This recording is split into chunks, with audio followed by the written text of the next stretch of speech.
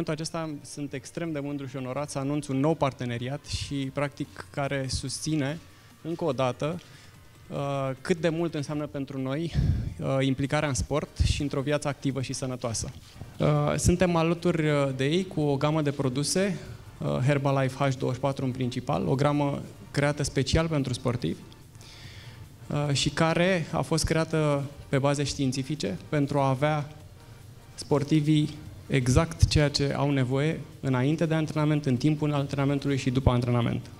Îmi face o deosebită onoare să-i dau cuvântul domnului Gheorghe Hagi, managerul tehnic. Vreau să vă anunț că suntem foarte mulțumiți de acest parteneriat care a început de aproape 3 luni. Mulțumim celor de la Herbalife că au venit lângă noi.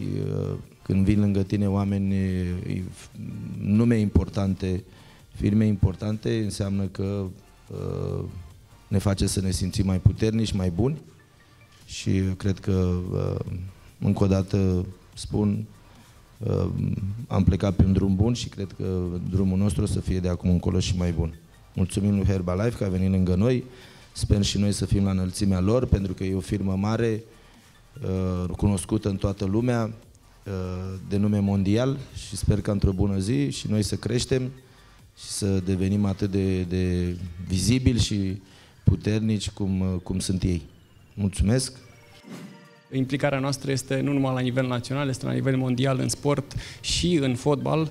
Știți cu toții că Ronaldo este sportivul sponsorizat de Herbalife și ne face deosebit plăcere să vă invităm și pe voi, clubul Viitorul, în elita de care cu siguranță o să faceți parte și practic sunteți în momentul de față în elita sportului românesc.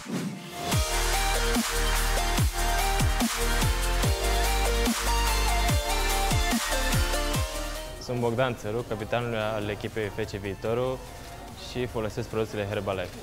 Pot spune că rezultatele mele s-au mărit, efortul este mult mai intens și îl suport foarte bine, iar refacerea este una dintre cele mai bune pe care le-am întâlnit de până acum. Numele meu este Cristian Gavra și folosesc produsele Herbalife de aproximativ 2 luni de zile. De când am început să le folosesc, mă simt mult mai bine în timpul antrenamentelor, îmi dau o energie cât mai bună, mă ajută să mă concentrez și mai bine la antrenament și la finalul antrenamentului mă ajută foarte mult pe o perioadă îndelungată.